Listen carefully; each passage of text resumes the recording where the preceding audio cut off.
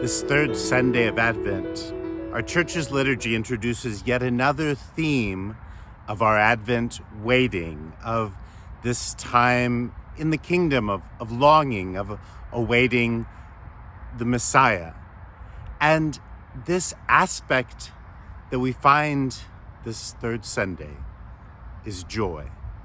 That we have a joyful waiting, not a waiting filled with anxiety or fear or trembling, but we await with joy our Savior. Isaiah the prophet writes, "The Spirit of the Lord is upon me, because the Lord has anointed me to bring glad tidings to the poor, to heal the brokenhearted, to proclaim liberty to captives, release to prisoners, to announce a year of favor of the Lord, the day of vindication of our God." For us to be able to celebrate with the Hebrew people who listened to Isaiah, who awaited the salvation of their God that would bring them home, for us also to long for our homes and to do so with great joy, to know that what we struggle with here, in its beauty and in its pain, is passing, and for us to long for, to await the Lord's coming as these Advent days unfold. There's a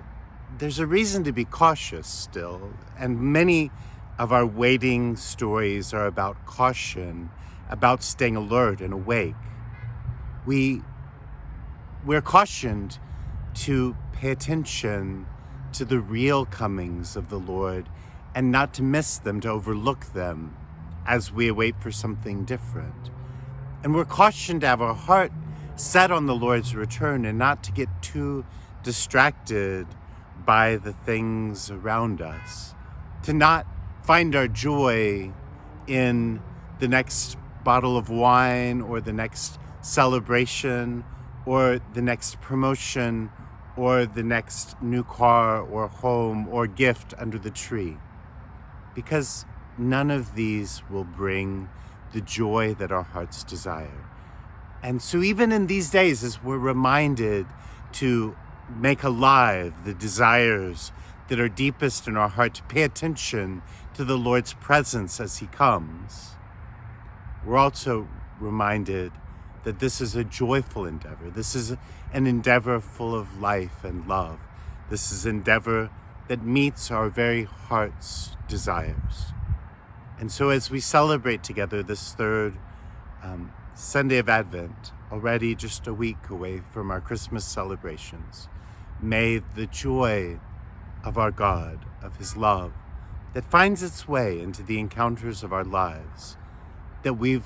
sought in these days to remember, our desire, our longing, that is active, that we're part of, that's already unfolding, all of those things that we've learned. May we live them with great joy, with no fear and no anxiety, no concern that our God is anything other than seeking to bless us. And as we open our hearts to this encounter, to his blessing, may we be filled with Christ's joy.